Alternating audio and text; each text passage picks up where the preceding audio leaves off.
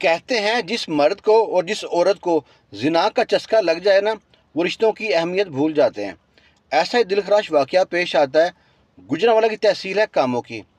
یہاں پہ نگینہ نامی عورت جو ہے، اس کا داماد ہے عثمان۔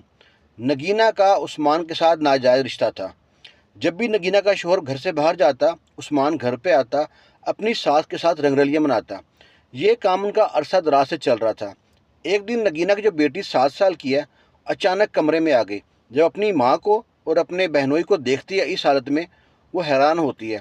وہاں جو نگینہ سفاک قاتل بن گئی، اس نے اپنے داماد سے کہا کہ اس کا گلا دبا دو۔ وہ آگے بڑھ کے زہرا کا گلا دبا دیا، جو بچی 7 سال کی ہے۔ جب وہ مر گئی، اس کی لاش کو لپیٹا ہے چادر میں اور موٹر سائیکل بٹھا کے لے گئے اس کو کسی دور جا کے، گاؤں سے بہت دور جا کے گندا نالا تھا، وہاں پھینک کے آ گئے۔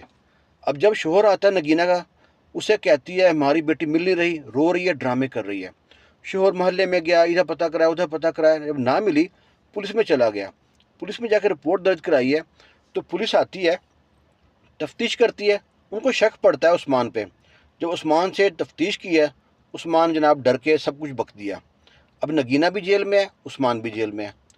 پتہ نہیں ہو کیا گیا ہے ہمارے معاشرے کو، اپنی ہوس پوری کرنے کے لیے رشتوں کی اہمیت بھول گئے ہیں۔